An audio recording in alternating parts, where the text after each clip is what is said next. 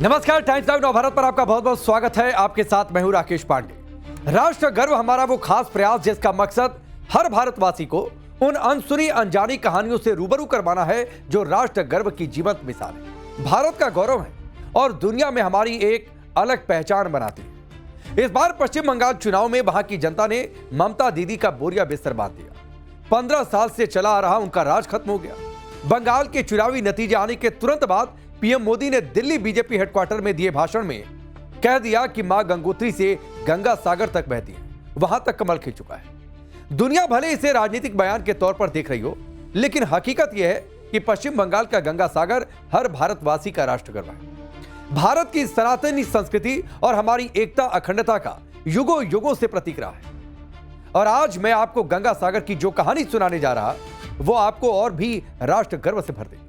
तब मैंने इसी जगह से बीजेपी मुख्यालय से आप सबको कहा था, गंगा जी बिहार से आगे बहते हुए गंगा सागर तक जाती है। और आज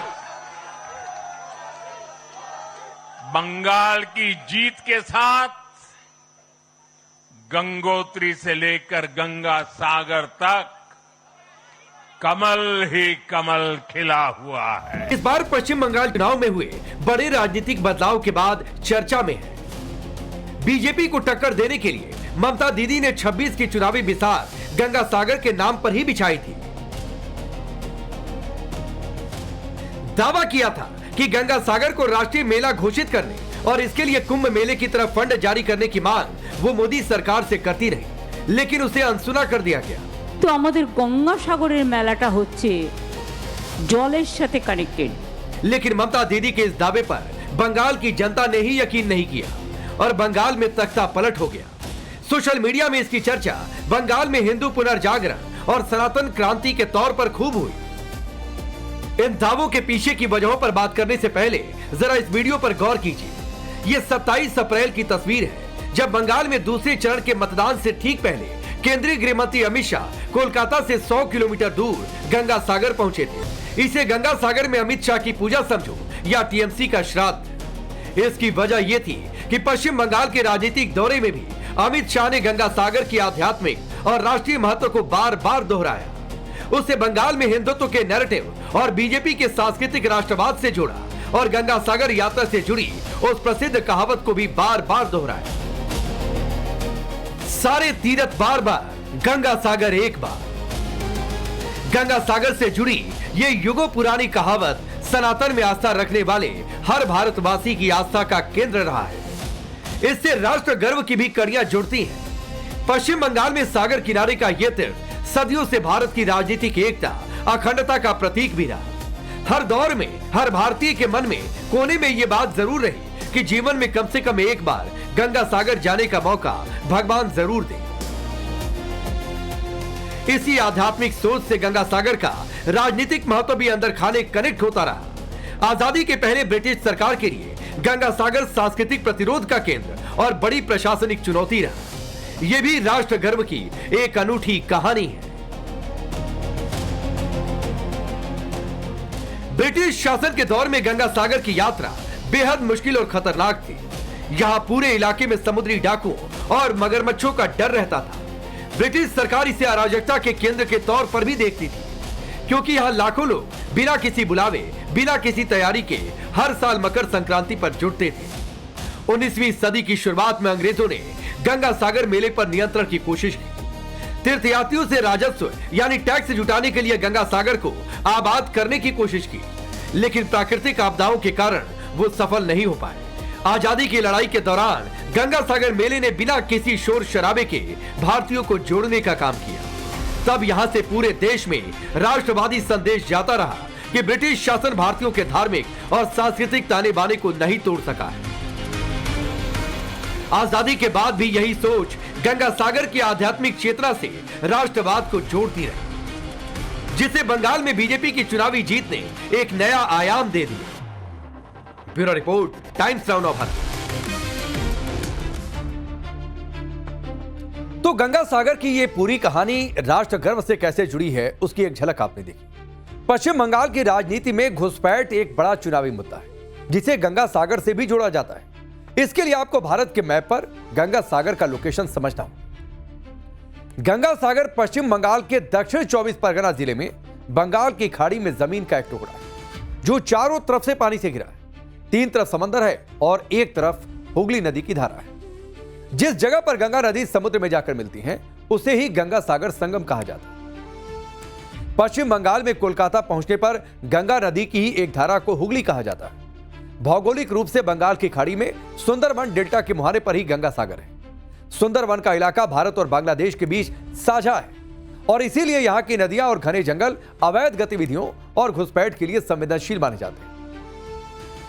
इसी खतरे को देखते हुए हर साल मकर संक्रांति पर मेले के दौरान गंगा सागर के दोनों तटीय प्रवेश द्वारों पर, जिसे लॉट नंबर 8 और नामखाना कहा जाता है, वहां विशेष रूप से कड़ा पहरा रहता है और ड्रोन सीसीटीवी से पूरे इलाके की निगरानी की जाती है ताकि कोई घुसपैठ ना हो सके। वैसे आरोप शुरू से लगते रहे कि कांग्रेस लेफ्ट और ममता बनर्जी की सरकार में यह बांग्लादेशी घुसपैठियों का रास्ता बना था। गंगा सागर मेले में लाखों श्रद्धालुओं की भीड़ की आड़ में भी इसे बढ़ावा दिया गया। बंगाल की तीनों सरकारों पर इसके आरोप लगे, तो ममता बनर्जी पर तो बांग्लादेशी घुसपैठियों का अवैध वोट बैंक बनाने का राजनीतिक आरोप लगता रहा। आप जानकर हैरान रह जाएंगे कि ममता बनर्जी जब कांग्रेस में थी और पश्चिम बंगाल में लेफ्ट की सरकार थी, तब उन्होंने बांग्लादेशी घुसपैठियों के खिलाफ एक बड़ी राजनीतिक मुहिम चलाई थी। यह साल 1993 की बात है जिसका मैं जिक्र कर रहा हूं। उस साल जुलाई में ममता बनर्जी ने कड़ा विरोध प्रदर्शन किया, जिसमें नारा उन्होंने दिया था, और नारा यह दिया था कि no ID card no vote. लेकिन सत्ता में आई तो ममता दीदी अपना ही नारा भूल गए और अब बीजेपी की जीत के बाद अमित शाह कह रहे हैं कश्मीर से कन्याकुमारी और गंगोत्री से गंगा सागर तक भारत को घुसपैठियों से मुक्त बीजेपी ही करवाएगी। जिस गंगा सागर का कनेक्शन अभी अवैध बांग्लादेशी घुसपैठ से जोड़ा जाता है, वो ब्रिटिश राज और उससे पहले भी पूरे देश में राष्ट्रवाद का बड़ा प्रतीक रहा। राष्ट्र गर्व की वो भी अपने आप में एक अद्भुत कहानी।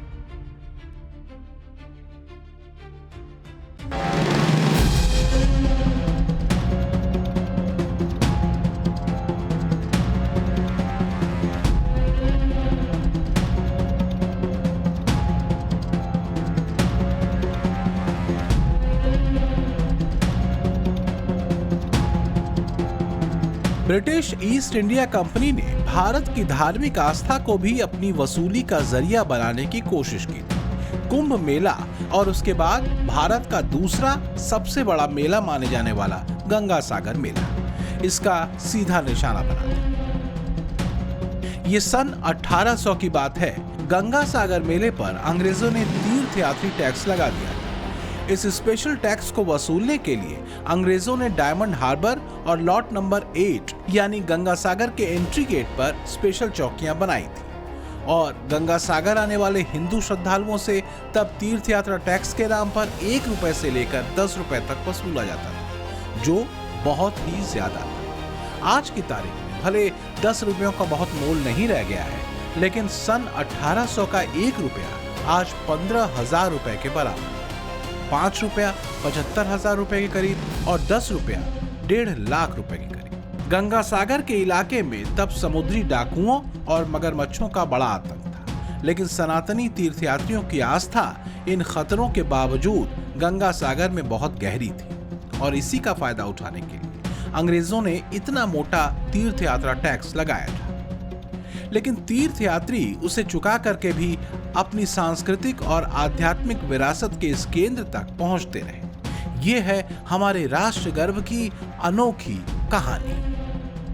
गंगा सागर की यात्रा पर लगे इसी तीर्थ यात्रा टैक्स की वजह से बंगाल में राष्ट्रवाद की नई लहर पैदा हुई। राजा राम मोहन रॉय, रविन्द्रनाथ टैगोर और उनके दादा प्रिंस द्वारकानाथ टैगोर, ईश्वर चंद्र विद्यासागर, रानी रासमोनी ने इसका विरोध किया, जिसके बाद अंग्रेजों ने कई जगहों पर तीर्थ यात्रा टैक्स को खत्म किया। पंडित मदन मोहन मालवीय ने सन 1905 में गंगा सभा की स्थापना की, तो उसके पीछे गंगा नदी और उससे जुड़े धार्मिक और सांस्कृतिक महत्व का संरक्षण तो था ही, अंग्रेजों के तीर्थ यात्रा टैक्स का भी विरोध था।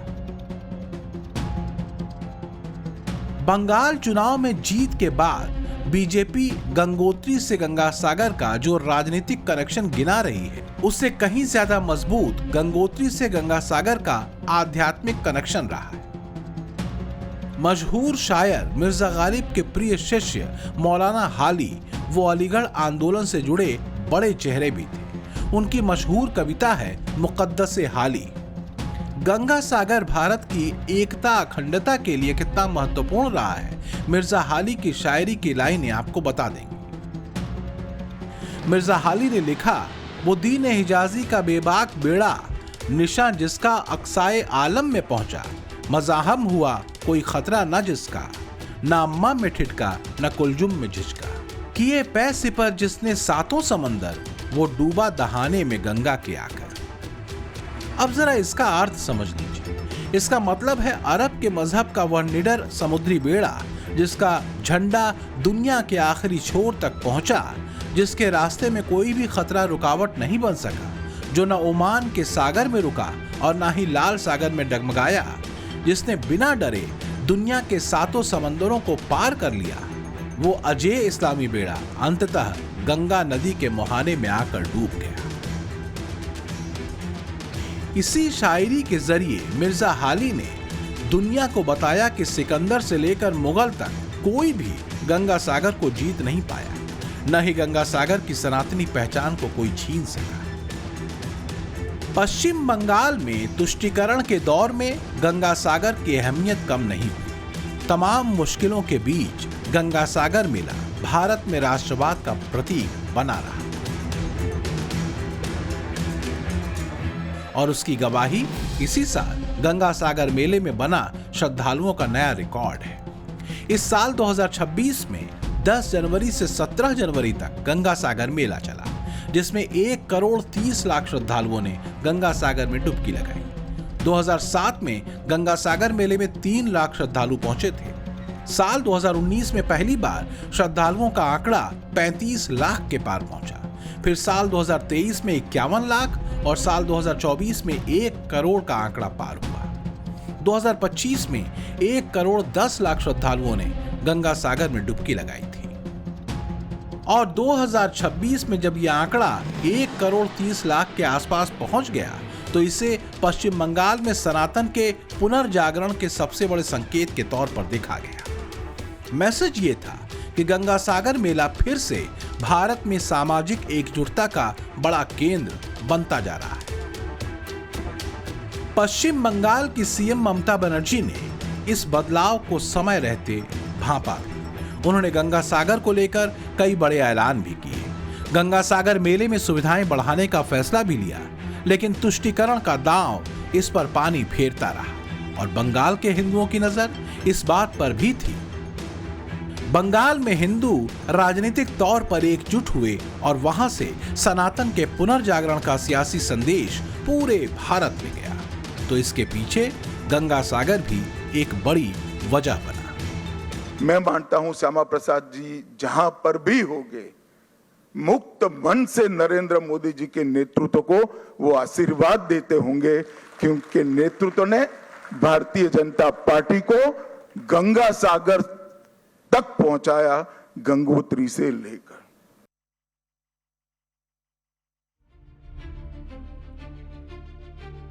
गंगा सागर तीर्थ आज से नहीं, युगों युगों से भारत की पहचान रहा है। इसे पश्चिम बंगाल में आज भी सागर द्वीप के नाम से जाना जाता है। गंगा सागर जिस जगह पर है जहां गंगा नदी का मिलन समुद्र से होता है, इसीलिए भी इसे सागर द्वीप कहते हैं। गंगा सागर का यह वही नाम है जो सनातन के धर्म ग्रंथों में दर्ज है। पौराणिक जो कथाएं हैं उनके मुताबिक गंगा सागर को सागर द्वीप नाम राजा सगर के नाम पर मिला। राजा सगर इक्ष्वाकु वंश के सबसे महान राजा थे। उनके नाम पर ही समुद्र को सागर कहा गया। अब अगर आप सोच रहे हैं कि सागर द्वीप आधुनिक इतिहास का नाम है, तो आपको बता दूं कि रामायण और महाभारत के वन पर्वों में भी गंगा सागर का सागर द्वीप के नाम से वर्णन मिलता है।